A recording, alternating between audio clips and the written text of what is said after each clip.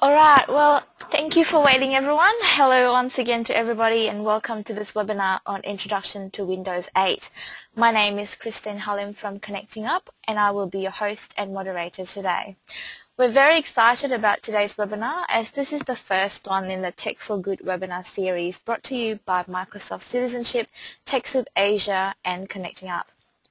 We have attendees from many different countries today. Not all of them are here yet, but we have people from the Philippines, Thailand, Taiwan, India, Indonesia, Korea, Japan, Singapore and Cambodia. So a warm welcome to you all. With me today we have Gillian Pearl from Microsoft, Mike Yaton from TechSoup Asia, and Ben Teoh from Connecting Up, who will be doing the presentation and taking you through the Windows 8 demo. Just a few housekeeping notes before we start.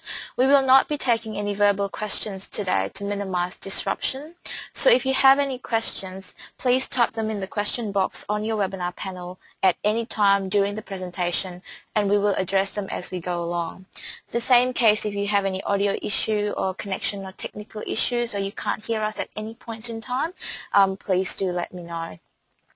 We are also recording this webinar and we will send you the link to the recording afterwards so you can catch up on it and share it with your colleagues. So before we head on to Ben's presentation, I would now like to invite Gillian from Microsoft to give her opening remarks. Gillian, are you there? Yes, thanks, Christine. Hi, everybody. Thanks a lot for joining us today. I just wanted to take 1 minute to thank you all for joining us and to tell you just a little bit about Microsoft's commitment to the nonprofit sector.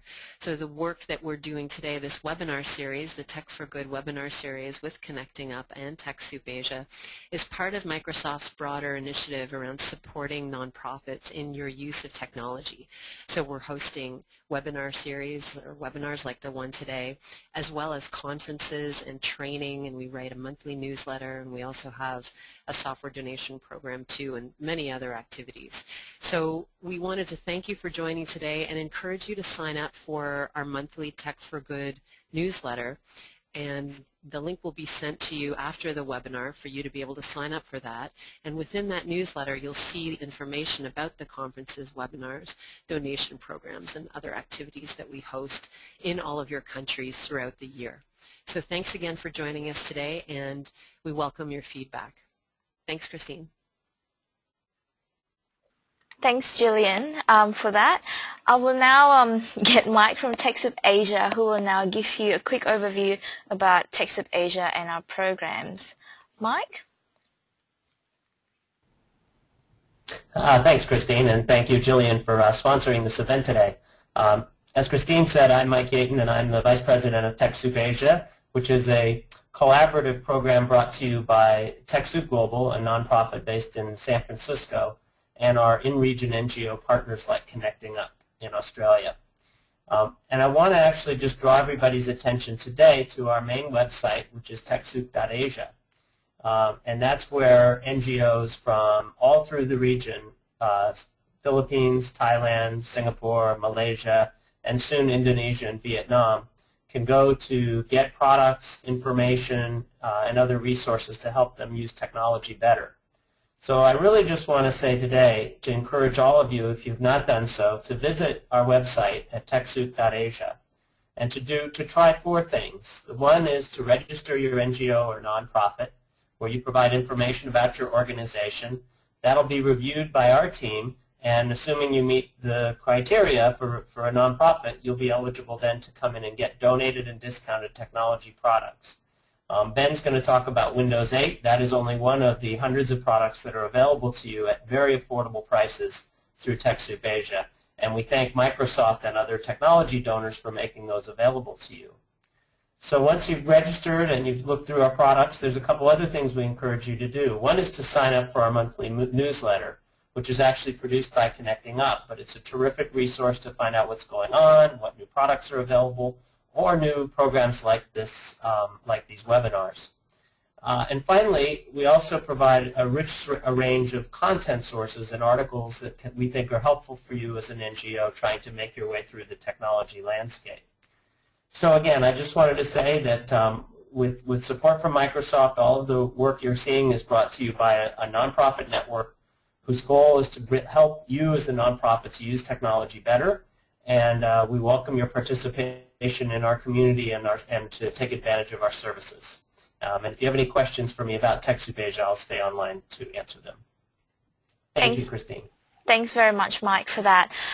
So now, without further ado, I will hand over to Ben, who will take you through a demo and also a few briefs about overviews about Windows 8, as he's been using it for a while himself. So I'll hand over to Ben now. Great, thanks Christine. I'm actually really excited about being able to show you Windows 8 today, because I think there's some really cool stuff that you can do with it that some people either gloss over or they don't quite understand how it all works. But especially from an end user perspective, there are some really useful applications, and there are some really good benefits for any organization who's looking at upgrading or getting started with Windows 8. So today we're going to look through a few different things, and if at any point you have any questions, please use the question box and Christine will bring those up later on. If there's anything that you want to look at in particular, so for example we will be doing a demo of the modern user interface. If you want to have a look at any of those a little bit more in depth, please use the question box and I'm happy to show you how to use those. So we're going to look at some of the key benefits of Windows 8, what you need to look at before you upgrade or start new with Windows 8. We're going to look at some of the new things that are in there as well. So we'll be tackling some of the common questions that we often get asked at Connecting Up when we talk to not-for-profit organisations about how they're using Windows. And then we'll have some time for some questions and answers at the end as well. So let's have a quick look at some of the key benefits. So one of the most important things for us is that Windows 8 actually feels faster, especially on older machines as well. So you can use Windows 8 on computers that have been running Windows 7 or even Windows XP, and there will be a bit of a performance improvement there. I noticed that especially during the startup screen, I could turn the computer on and get my apps opened a lot faster than when I was in Windows 7, and that was very noticeable. Another key benefit is that Windows Defender is pre-installed with Windows 8. So what that means is you'll have some really good internet security already installed as part of your operating system, and that's part of Microsoft's dedication to making sure that you're staying secure while you're using Windows. If you want to, you can turn that off, install other software. If, for example, you're in a corporate environment where there's a central antivirus or internet security solution already in place, you can turn Windows Defender off. But Windows Defender itself works quite well. Another really good benefit that you don't see in Windows 7 or XP is this idea of device synchronization. So Windows 8 can be tied to a Microsoft Live ID for an individual. So for example, when I set up my tablet or my laptop for Windows 8, I'd actually sign in with my Windows Live ID, and then I can synchronize settings, for example, the way it looks, the apps that I have, I can synchronize those across my different devices and pick up any device and get started straight away. And that's fantastic, especially if I'm using multiple devices, or if I'm going to different offices and I need to use somebody else's computer. I can just sign in with my Live ID and I'll have all my my settings already there. Alongside that is also really great Skydrive integration. So you can actually sync all your documents and all your files to the cloud using Microsoft's Skydrive solution, and that's tied in really nicely with the latest version of Office, which we'll probably talk about at a future webinar.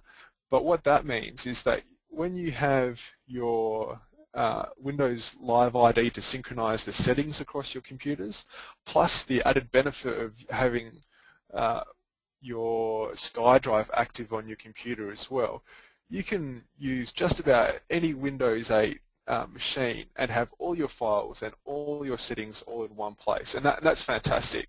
And I've been able to work from home on my home computer and also pick up my work laptop and just jump straight into the documents as well. So it's really great to see that cloud integration is embedded into Windows 8.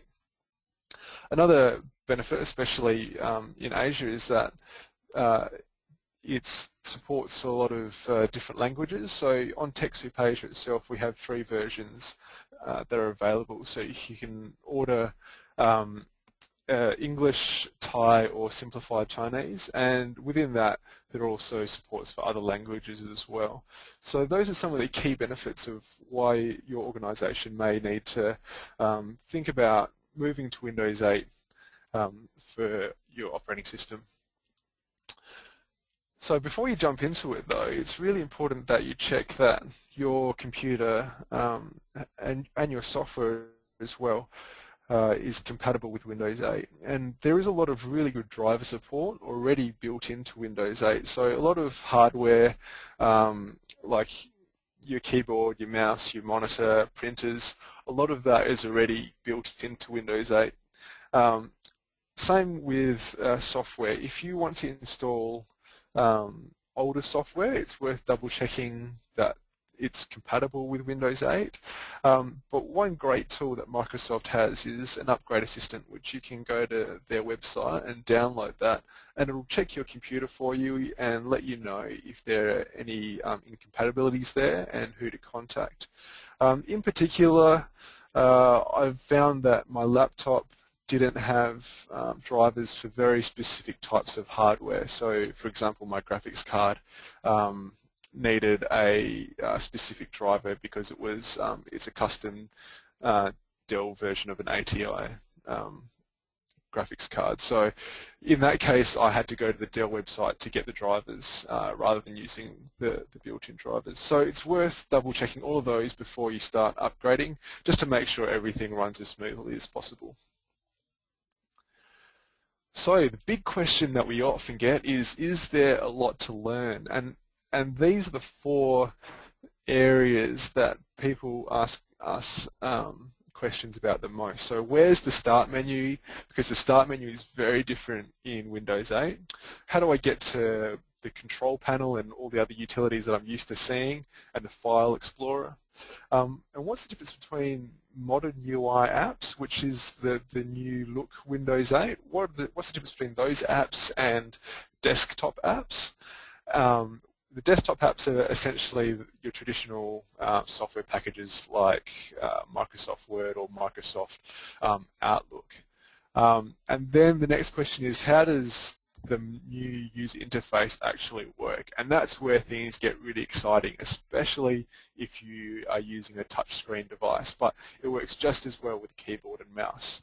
So what we're going to do right now is fire up the modern UI, and I'll run you through some of these questions. And again, as I was saying, if there are any questions, please put them in the box and we'll get to them. We actually might pause now and see if there are any questions first. Yes, if you can explain what UI is, user interface. Yeah, sure. Sorry about it. User interface. So the user interface is basically how it looks and feels, so the buttons and where everything's placed. So one device may look different to another, or a different operating system might look different, and how you move around that display. So as I was saying, like where the buttons are, where the menus are, that's the user interface, how you use the software. So that's often shortened down to UI. Great. Okay, we're going to see how this goes with the demonstration. I'm just going to go to the Start menu and show you how this works. So here we have the new Start menu, and it looks fantastic. Now, this is very similar to the way the old Start menu worked, in the sense that when you clicked the old Start menu, it showed you a list of your common apps or apps that you pinned to the Start menu. But now, instead of just showing a little menu pop up in the bottom left-hand corner, it takes up the whole screen. And as you can see, there are different boxes here, and they're called tiles. And each of those tiles relates to a different program. What's really cool is that some of these tiles actually have live updated information. So you can see here, this is the People app, and that's tied into my contacts through my different mail accounts plus my social media accounts, and I'll get notifications and photos here in the People app. So if you think about the Start menu is now a full screen menu that you can scroll through, and you scroll through horizontally. So I'll show you that. So you can see as it scrolls through, it's moving horizontally. And as you can see, some of the apps are also grouped together, which is another really great way to organize your application. So I have different groups here: news and entertainment, some games there, and some different apps that are connected to this tablet that I'm using as well. If you have more apps that you want and you can't see them there, for example the control panel or the file explorer, if you right click on the Start menu, or if you have a touch device, if you swipe up from the bottom, you'll see a new menu bar come up down the bottom, and you click All Apps. I'm just going to do that down here in the bottom right. And here you see all of the programs that are installed on your computer. So just like the old Start menu, this would be the same if you clicked All Programs. And here you can see some of the more traditional utilities that you may have been using before. So there's your File Explorer and Control Panel. And for those of you who like to play around with the command prompt, it's also there. So this means you still have access to all those utilities that you were using before, but they're just tucked away in the Start menu. Again, this is just like the original Start menu where they were tucked away under the system settings. Okay, now I just want to show you a few other things with the Start menu because I think it's pretty cool. I'll just show you how we can move apps around. So if you want to move, for example, this Pinterest app, I can put it into a different group and it will sit in there quite nicely. Now you can do that with the mouse without a problem, or I'm just going to use my finger now and show you that I can also drag that in the same way. You can also zoom out if you've got too many groups that don't fit on the screen. I've just done a pinch there on the screen, or if you use Control and your mouse wheel, it'll also do the same thing. And I can see all my apps in one place. I can also rename these groups if I want to, so I'm going to just pull down on this and I can name that group.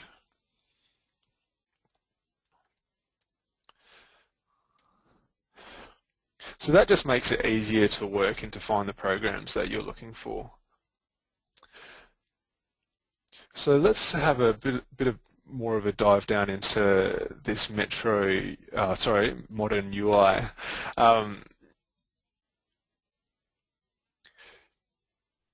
Each of these apps have some really cool settings, and I'm going to show you on the right hand side. If I pull my mouse down to the bottom right hand corner, a new menu pops up, and these are called charms, and each of these charms relate to whatever program I'm in. So at the moment I'm in the Start menu, so these will just be general settings. So if I click the settings, I can see my networks I'm connected to, volume, screen, power options as well if I need to turn this off. Some people have been asking about PC settings, so similar to control panel, and if I click the PC settings, I can see a bunch of different settings here that I can use to personalize the computer, or also change the privacy settings and connect to wireless networks. And I can also do a few different things here as well, such as changing what applications are synchronized to my Windows Live ID. If I click on devices in the Charms menu, this is where I find all of our different input or output devices. For example, if there was a printer connected to this, then you could see this here and you could change the settings, and that'll be easy enough. But let's fire up an app and show you how the Charms work. So I'm just going to go to the News app.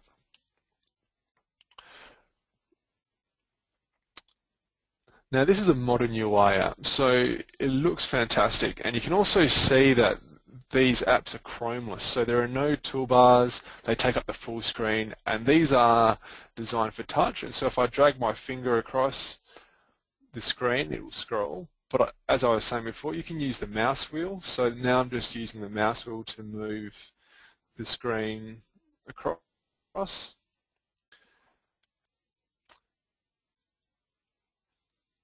There we go. And I'll just pull up that Charms menu again. So bottom right hand corner, or a swipe in from the right if you have a touchscreen.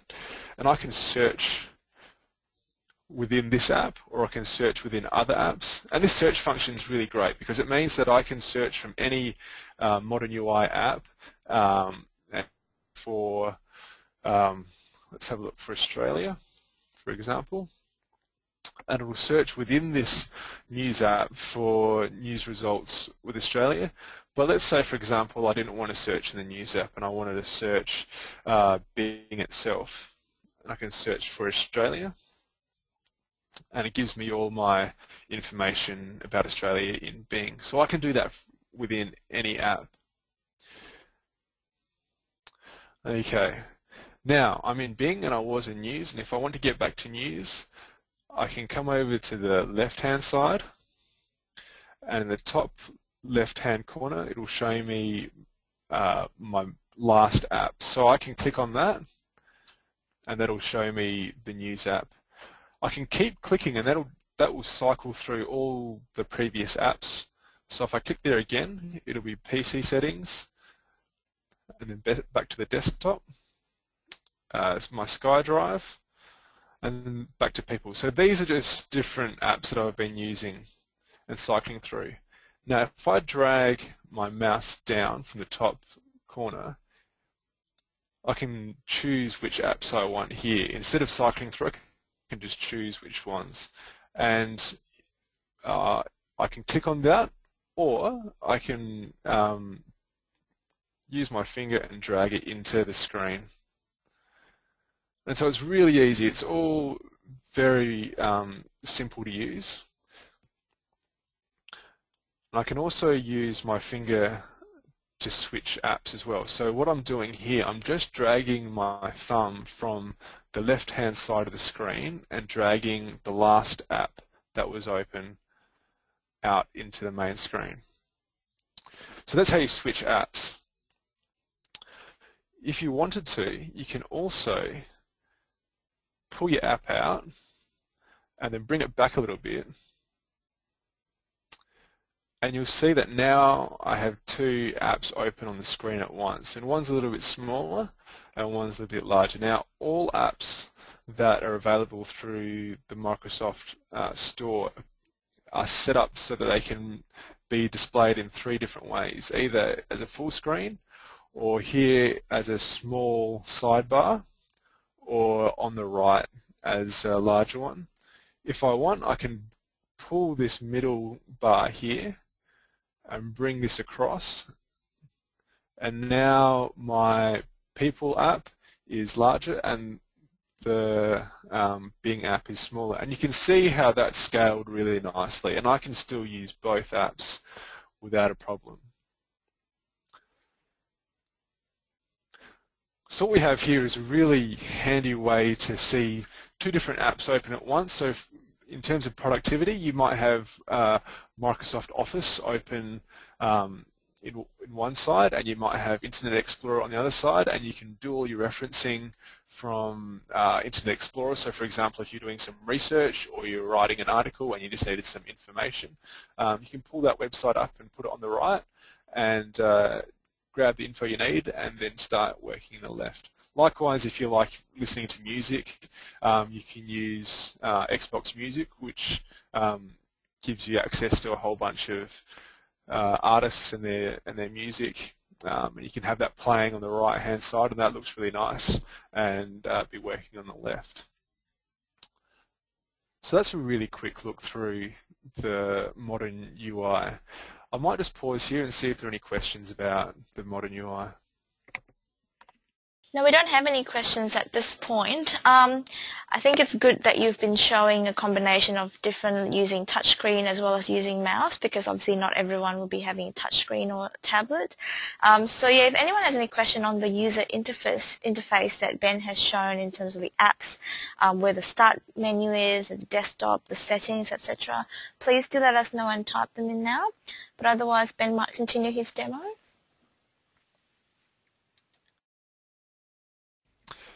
Great. So what we've been looking at are the modern UI apps, and these are all available through the store.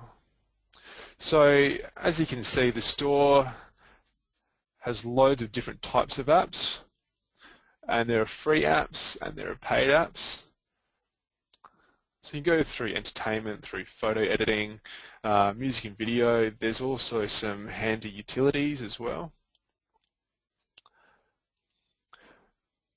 But these are really, and again, the Windows Store can also be tied to your Windows Live account. So if I just pull up the menu, so as I was saying, in any app, if you right-click or you do a swipe up from the bottom, you'll get the menus. And I click Your Apps. This will show me all the apps that I've downloaded in the past. And so this means that if I go to a new device and log in with my Windows Live ID, I can find out all the apps that I want and install them on that device really easily. So there's just some that I've been testing out. And these are the ones that I haven't installed, but I can look at, again, all the apps that I've installed on different devices here. So I have my work laptop and my my home computer as well there, and I can see what apps are installed there. So again, it's a really handy way to make sure that whenever you switch computers or use multiple devices, that everything is working really smoothly together. But the next question people ask is, what about my old apps? Like, how do I use, say, Microsoft Word, or how do I use an old piece of software, like it might be a CRM, for example, that may not have a modern UI app, but you really need it to connect with your community. You can still pin them to your start menu. So you can see here that I've got PowerPoint, Word, Publisher, and OneNote here. And these are desktop apps. So if I click these,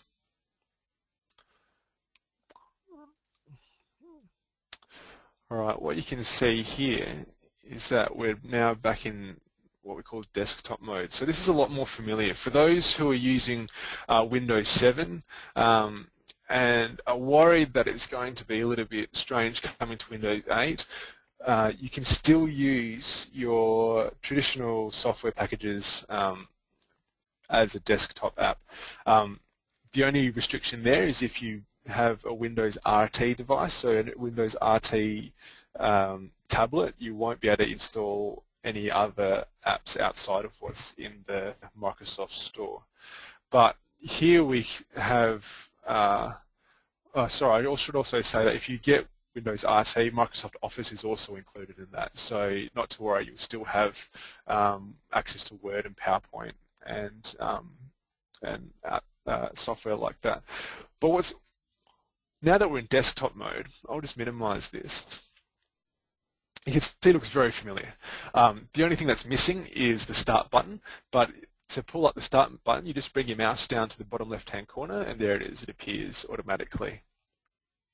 So what this means is that you can, if you have people in the office who are a bit hesitant about using Windows 8, or if you yourself are not sure if there's a steep learning curve, if you're just upgrading from Windows 7, it's really simple just to think about the Start menu as being a full screen menu, and just think about it that way and not worry straight away about doing all the apps, all the different modern UI apps, but you can just install your regular software and start using it in desktop mode. If you need access to control panel, again, that's all in the Start menu. So that's Publisher. We can flick through. Now, desktop mode is really designed to be used with a keyboard and a mouse, as it feels a lot more like a desktop. So I can use, so for example, if I have Photoshop, I can fire it up in desktop mode as well. So outside of Windows RT, there isn't really any limitation there in terms of what software you can install, as long as it's Windows 8 compatible. We might just have a pause here and see if there are any questions.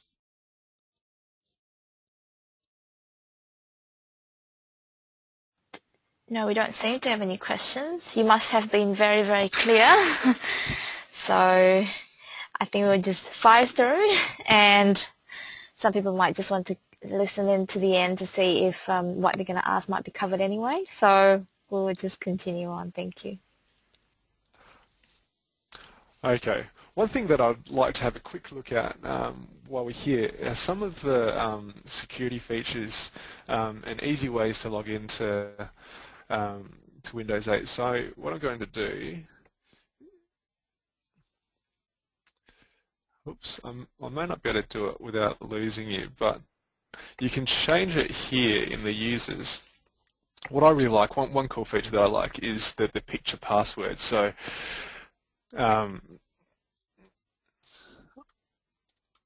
instead of having to type in your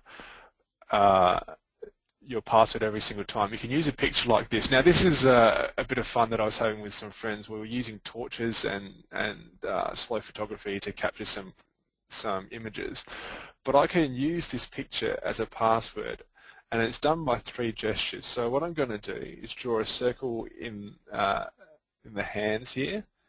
So that's one gesture. Oops, sorry. And then I'm going to draw a line across the light here. Yep, and then I'm going to draw another circle here. You'll be able to see the little icons pop up, but I'll show you what I did with the mouse. Right, so I drew a circle here, and then I drew a line here, and then I drew a circle here. So what that means is that whenever I log in now, this screen will pop up, and I have to just do those 3 gestures, and it'll log me in.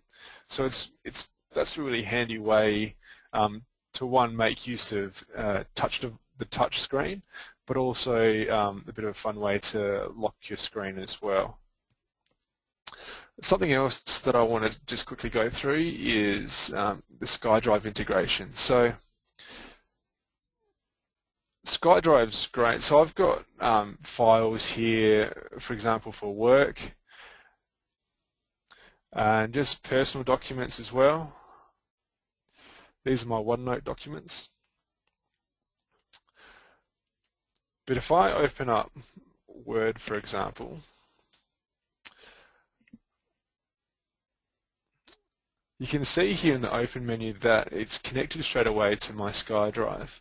And what this means is that I can open up files here directly. So it's already built into Word straight away. Instead of having to click Save and then choosing to save it to like a Skydrive folder and then let that synchronize up, Word already has Skydrive right in it. And I can open up any document that I want.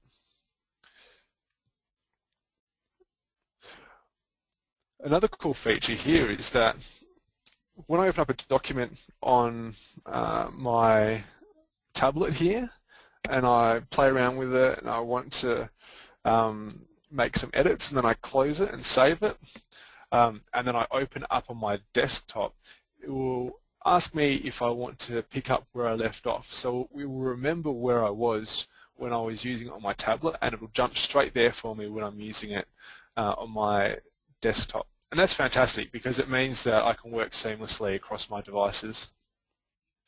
So in terms of productivity, Skydrive is fantastic. If you have a high-speed internet connection, then working with the cloud is really simple, especially if you need to store devices and work across, store documents, and work across devices. All right, well that's most of what I wanted to go through today. I might just pause here and ask if there are any more questions. Yes, we just have one question about the apps. You showed earlier about switching between the different apps while you have them open. Can you just go back to it and, when we're in one application and then we would like to go to another application which both apps are open, can you show it again how you do that, or do you necessarily go to the start menu all the time?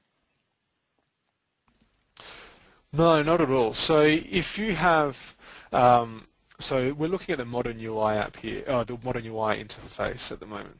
So I don't have to go back to the Start menu here. If I stay, for example, in desktop mode, and I drag my finger from the right, or from the left, sorry, or if I use my mouse, this will show me the last few apps that were open. I've also dragged that I've snapped that app into the side there, the Skydrive app, just to show you that you can do this with the desktop as well. So you don't have to go back to the Start menu. You can just come over to the left here with the mouse or swipe in from your finger, and you can still switch apps, as you can see there. Alternatively, if you're using a keyboard, Windows Tab also scrolls through these. So what I've done here, I'm just holding the Windows key down and pressing Tab, and you can see that the box is scrolling through. If you want, you can also do the traditional Alt Tab as well, and this will bring up the more familiar menu here. So a lot of the keyboard shortcuts that you can use in Windows 7 also work in Windows 8, but there are also a lot of really handy keyboard shortcuts specifically for Windows 8, and we'll put those in a resource for you that we'll link to after the webinar. One example is we're holding the Windows key and then pressing X, and you have access to your utilities there that you've seen pop up. So I've just pressed Windows X there. So there are some Windows 8 specific shortcuts that are quite useful. Thanks, Ben. Can you just talk a little bit more about Skydrive as well, and whether that's part of the Hotmail and Outlook.com suite? Yes, it is. So if you have a Windows Live ID, you can log into you have access to Skydrive, and you do get some free data when you first sign up to Skydrive. So again, as you were saying, that's tied to your Outlook.com account. And you can also, if you're using Outlook.com, you can also jump into your Skydrive through your browser, and you can also do some document editing through there as well, which is really handy too. So if you needed to edit documents, so what I've done there is just clicked on this little arrow next to Outlook, and what you're seeing here, I'm in Internet Explorer. This isn't when I click on here, this isn't the Windows app. This is, the Windows interface. This is Internet Explorer. So that's pulled down these apps which you can access via your browser. And I click Skydrive,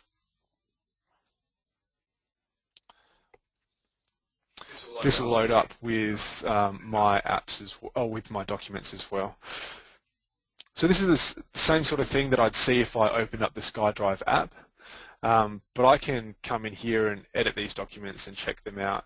And I can also share these documents with other people who have a Skydrive account, which is very handy if you want to have a central place to store your documents for small organisations. Does anyone else have any questions, or has everything been quite clear? If some of you missed out on how to ask questions, if you can just type them on the question box. We do still have some time to answer questions before we wrap up, but if not, I might just take this quick opportunity to say that we are running, as I said earlier, this is the first webinar of the Tech for Good webinar series. So we will be running monthly webinars, and the next one will be on the 21st of March on Microsoft Office 2013, which is the newest Office suite from Microsoft. Ben's presentation today on the PowerPoint was actually using PowerPoint 2013. So we will go through that in the next webinar in March. And then we have a webinar in April on SharePoint and in May on Cloud and on Outlook.com and web apps in June as well. Information on these will be available when I send you the follow-up emails with all the links, but we will certainly be happy for you to continue participating in these. These are all free webinars, and it'll be really exciting to have more people sign up and join us then. Yeah, we don't seem to have any other webinars, any other questions, Ben. It seems like everyone's probably just glued to their screen looking at the new cool look of Windows 8 and the cool apps and buttons, and I hope that doesn't confuse you too much about Ben switching between the touchscreen and the mouse, but it's just good to see that the capabilities are there and how it's so easy to sync through both. So that was really good. Well, other than that, I don't think there was anything else. Gillian and Mike, before I close, is there anything else that you would like to add, Gillian or Mike?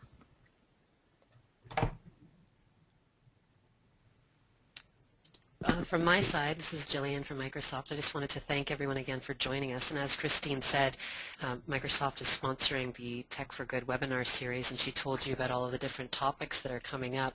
And we really welcome your feedback in terms of the topics that you want to hear about and things that interest you. So again, in response to the email that Christine will send you, if you have feedback, please drop us a note, and we're very open to structuring these webinars based on what you'd like to hear. So thanks again for joining us today.